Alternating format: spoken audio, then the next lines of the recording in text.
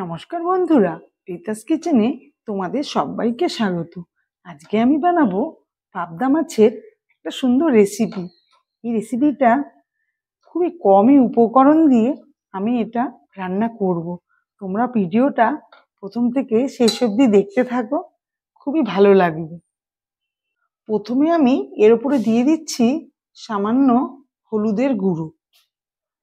এবার আমি দিয়ে দেব লাল লঙ্কার গুঁড়ো। আর আমি দিয়ে দেব নুন। তোমরা পরিমাপ অনুযায়ী দেবে, যার যতটা মাছ থাকবে।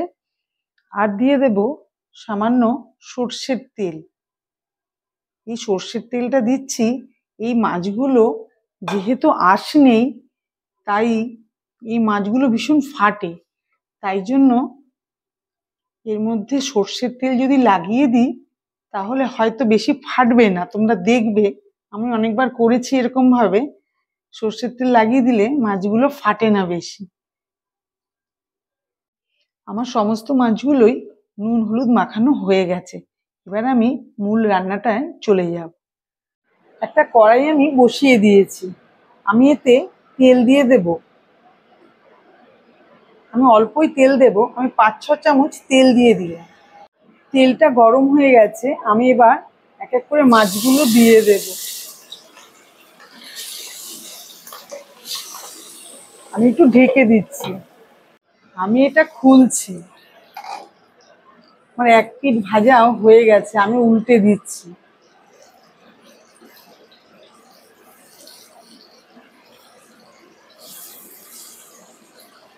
এক পিঠ ভাজা হয়ে গেছে, আমি একটু ঢেকে দিচ্ছি। এটা খুলছি, আমার দু পিঠই ভাজা হয়ে গেছে। আমি এবার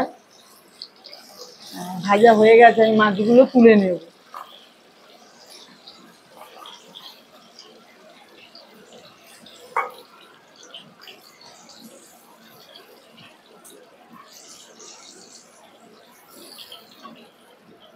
আরো যে মাছগুলো আছে সেগুলো আমি দিয়ে দিচ্ছি।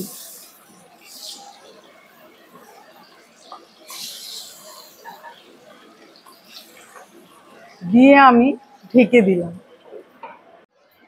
আমি এটা খুলছি।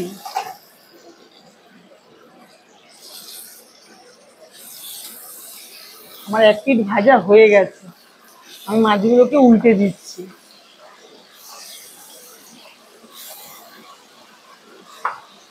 এটা আমি খুলছি। আমার ভাজাটা হয়ে গেছে, আমি এটা তুলে নেব।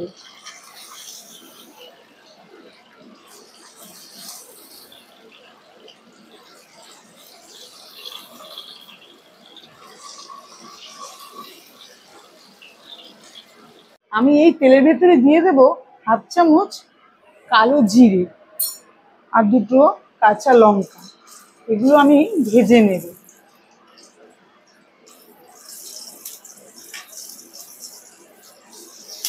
একটু ভাজা হয়ে গেলে আমি দিয়ে দেব টমেটো। আমি একটা ছোট টমেটো কেটে রেখেছিলাম। তা নাড়িয়ে নিচ্ছি। এবার দিয়ে দেব 1/2 চামচ আদা বাটা। অল্প করেই আমি এটা আদা বাটা দিয়েছি। আদা আর টমেটোটা একটু ভাজা হয়ে গেলে আমি দিয়ে দেব 1/2 চামচ নুন। তোমরা স্বাদ মতো দেবে। আর দিয়ে দেব সামান্য হলুদের গুঁড়ো। দিয়ে আমি এটা নেড়ে নেব। আমি এবার দিয়ে দেব 1/2 চামচ লঙ্কার গুঁড়ো আর 1/2 চামচ জিরের গুঁড়ো। এটা দিয়ে আমি একটু নাড়িয়ে নেব। আমার ভাজা হয়ে গেছে, আমি এবার জল দিয়ে দিচ্ছি। অল্প করে জল দিচ্ছি। তোমরা যে যেমন ঝোল খাবে সেভাবেই জলটা দেবে।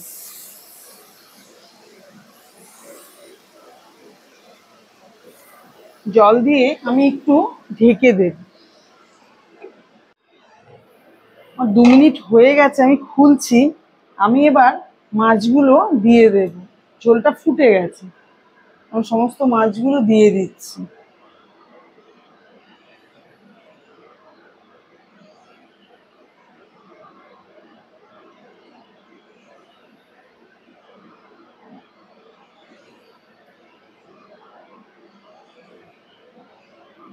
আমি এবার ওপর থেকে সামান্য ধনেপাতা দিয়ে দিচ্ছি। আমি এটা ঢেকে দিচ্ছি। দেখো আমি এটা খুলছি, আমার রান্নাটা কমপ্লিট হয়ে গেছে। আমার রান্নাটা কমপ্লিট। এটা হচ্ছে পাবদা মাছের ঝোল। আমি সামান্য ঝোল রেখেছি। তোমাদের যদি এই রান্নাটা ভালো লেগে থাকে তাহলে আমার চ্যানেলে সাবস্ক্রাইব করার অনুরোধ রইল, আর লাইক কমেন্ট শেয়ার করো। আমার এই ভিডিওটা দেখার জন্য তোমাদের অসংখ্য ধন্যবাদ।